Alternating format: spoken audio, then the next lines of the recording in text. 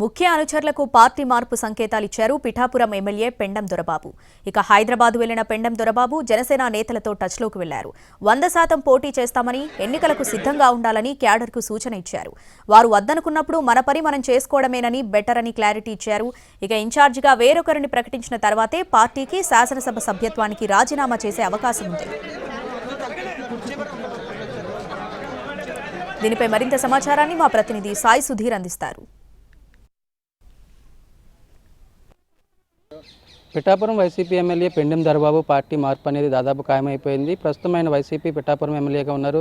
2019లో రెండోసారి గెలిచారు. అంతకుముందు 2004లో బీజేపీ నుంచి కూడా పిఠాపురం నుంచి ఆయన గెలిచారు. అయితే ఈసారి సీటు ఆయనకి లేదని క్లారిటీ ఇవ్వడంతో దానికి తగ్గట్లుగానే ప్రత్యామ్నాయ ఏర్పాట్లు చేస్తున్నారు.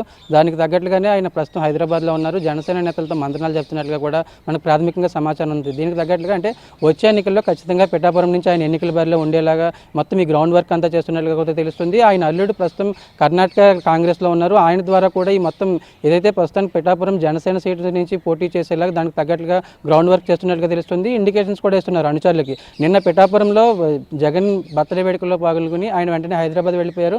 నిన్న ఈ రోజు అక్కడ జనసేన పెద్దల్ని కలిసినట్లుగా సమాచారం అందుతుంది. ఖచ్చితంగా జనసేన పార్టీ నుంచి పిఠాపురం బరిలో నిలవాలి, దానికి తగ్గట్లుగానే ప్రణాళికలు సిద్ధం చేస్తున్నారని అనుచరులు చెప్తున్నారు. అనుచరులు కూడా ఒకటే ఇండికేషన్ ఇస్తున్నారు. ఖచ్చితంగా మన పార్టీ కోసం గత 4 ఏళ్లుగా పనిచేస్తున్నాము. పార్టీ ఏ ప్రోగ్రామ్ ఇచ్చినా కూడా పార్టిసిపేట్ చేస్తున్నాము. నియోజకవర్గంలో మన దీనికి సంబంధించి మనకి సర్వేల ఆధారంగా చూసుకున్నట్లయితే నియోజకవర్గంలో మన పరిస్థితి బాగానే ఉంది. కానీ ఎక్కడో ఏదో తేడా ఉంది. పై లెవెల్లో మనకు సంబంధించి ఏదైతే పిఠాపురం రిపోర్టుకు సంబంధించి సమాచారం సరిగ్గా అందట్లేదు.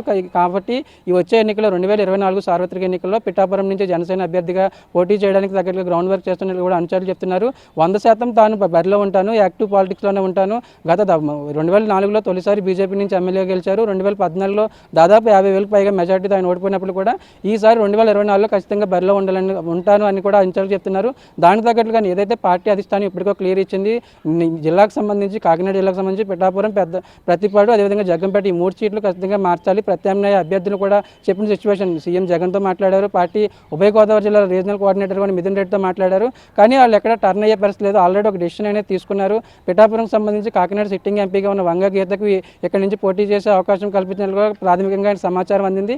వంగ గీత కూడా 2009లో పీఆర్పీ నుంచి పిఠాపురం నుంచి పోటీ చేశారు, గెలిచారు. కాబట్టి ఆమె అయితే పోటీ చేయడానికి దానికి తగ్గట్లుగా ఈ ప్రిపరేషన్ సంబంధించి పార్టీ ఆమెకు కూడా క్లారిటీ ఇచ్చిన సందర్భంలో పెండెం దొరబాబు మాత్రం వచ్చే ఎన్నికల్లో 2024 ఎన్నికల్లో పోటీ చేయడానికి అన్ని రకాలుగా దీనికి సంబంధించి గ్రౌండ్ వర్క్ ప్రిపేర్ చేసుకున్నారు. పార్టీ ఏదైతే ముఖ్య అనుచరులుగా ఉన్న వాళ్ళు 4 మండలాలు పిఠాపురం సంబంధించి 4 మండలాలకు ఉన్న ముఖ్య నేతలకు ఇండికేషన్ ఇచ్చారు. ఖచ్చితంగా తాను బరిలో ఉంటాను, 2024 సార్వత్రిక ఎన్నికల్లో దాదాపు జనసేన నుంచి బరిలో ఉండడం ఖాయమైనట్లు కూడా, ఒకవేళ అవసరమైతే ఇండిపెండెంట్గా కూడా పోటీ చేస్తానని పెండెం దొరబాబు చెప్తున్న సిచ్యువేషన్. అంటే మొత్తం దీనికి సంబంధించి ఒకవేళ ఎవరైతే పిఠాపురంకి సంబంధించి తాను బరిలో ఉండడం 90% చెప్తున్నప్పటికీ కూడా మరొక 10% తనకు వాళ్ళ అమ్మాయి ఉన్నారు. ప్రస్తుతం వాళ్ళ అమ్మాయిని కూడా బరిలోకి దింపితే ఎలా ఉంటుంది, ఈక్వేషన్స్ ఏ విధంగా ఉంటాయి, సమీకరణాలు ఏ విధంగా ఉంటాయని చర్చిస్తున్నట్లుగా తెలుస్తుంది.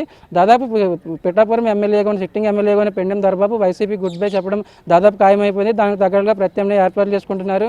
వైసీపీ నుంచి అధికారికంగా పిఠాపురం కోఆర్డినేటర్గా మరొకరి పేరు వచ్చిన వెంటనే పార్టీ కావచ్చు, అదే పార్టీ ప్రాథమిక సభ్యత్వానికి, అదేవిధంగా పిఠాపురం నియోజకవర్గ ఎమ్మెల్యేగా శాసనసభ సభ్యత్వానికి రాజీనామా చేయడానికి ఆయన అన్ని రకాల ఏర్పాట్లు చేసుకున్నారు.